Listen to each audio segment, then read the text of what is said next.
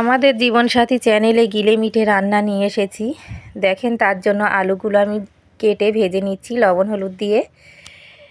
লাল লাল করে ভেজে নিয়ে তুলে নিলাম। এদিকে আমি গিলোমিটা কুটে ভালোভাবে ধুয়ে রেখে দিয়েছি। এবারে আমি ওই কড়াইতে এদিকে লবণ হলুদ দিয়ে ওই গিলেমিটেগুলো সব ভেজে নিচ্ছি।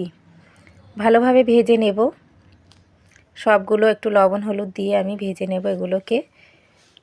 দেখুন কেমনভাবে ভেজে নিচ্ছি, এমনভাবে ভেজে তুলে নিতে হবে।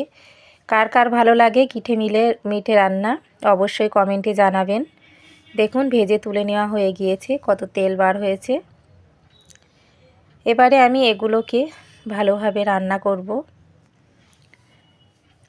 এদিকে আমি কড়াইতে তেল দিয়ে দিলাম পরিমাণ মতো।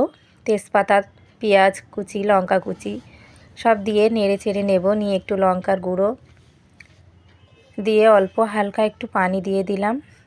দিয়ে জিরে গুঁড়ো, হলুদ গুঁড়ো, মরিচের গুঁড়ো, ধনিয়ার গুঁড়ো, আদা রসুন বাটা, লবণ সব দিয়ে একটু নেড়ে চেড়ে ভেজে রাখা গিলেমিটেগুলো আমি দিয়ে দিলাম তেলের মধ্যে। দিয়ে নেড়ে চেড়ে নেব, একটু কষাতে হবে নেড়ে চেড়ে। কত সুন্দর তেল ছেড়েছে দেখুন। তেলটা যখন কড়ার সাইডে ভালোভাবে তেল বার হবে তখন একটু আমি টমেটো কুচি দিয়ে দিলাম। দিয়ে আবারও নেড়ে চেড়ে একটু পানি দিয়ে দিলাম।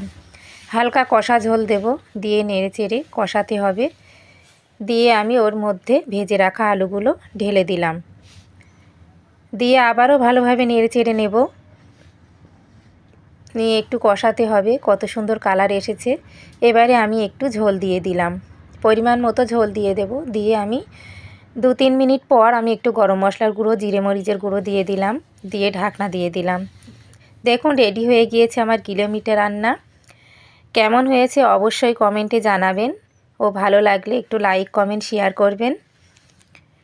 দেখুন এমনভাবে বাড়িতে অল্প পদ্ধতিতে রান্না করবেন, করে খাবেন, নিশ্চয়ই ভালো লাগবে। ভালো লাগলে অবশ্যই জানাবেন কমেন্টে। দেখুন কত সুন্দর হয়েছে।